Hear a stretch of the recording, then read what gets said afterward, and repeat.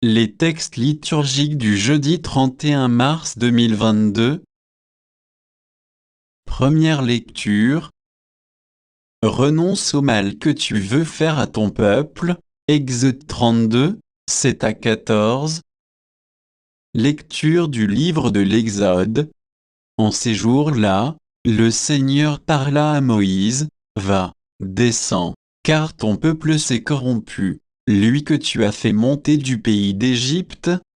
Ils n'auront pas mis longtemps à s'écarter du chemin que je leur avais ordonné de suivre. Ils se sont fait un veau en métal fendu et se sont prosternés devant lui.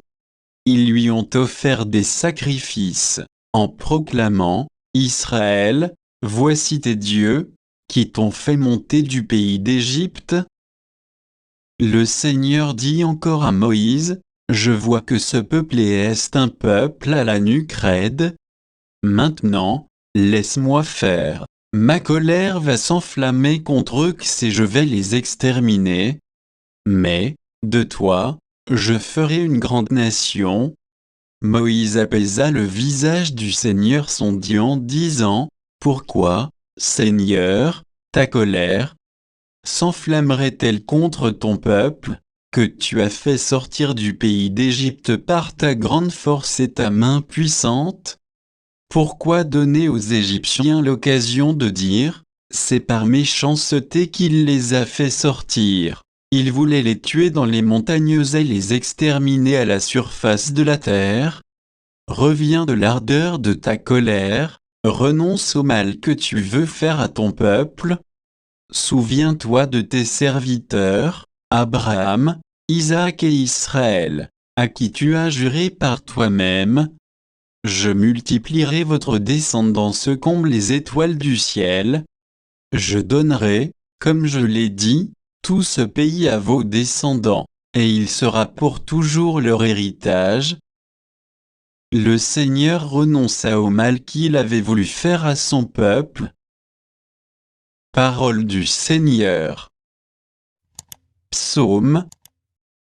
Psaume 105, 106, 4 Ab, 6, 19 à 20, 21 à 22, 23.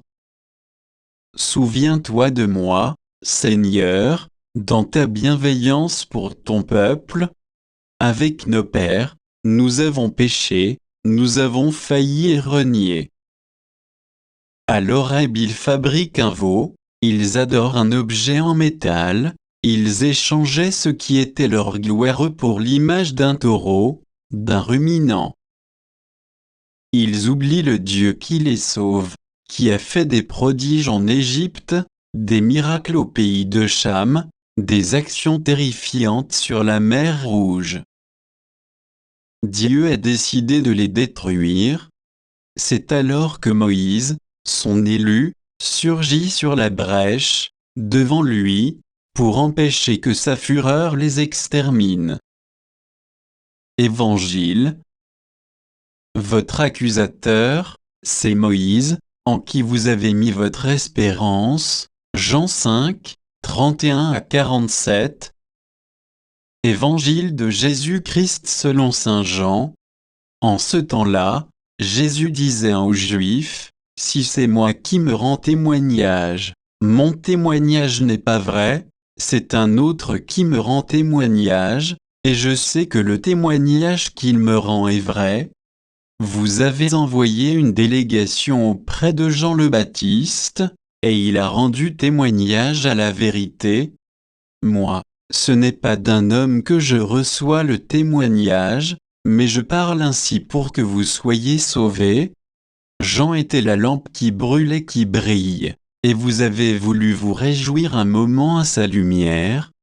Mais j'ai pour moi un témoignage plus grand que celui de Jean, ce sont les œuvres que le Père m'a donné d'accomplir, les œuvres même que je fais témoignent que le Père m'a envoyé.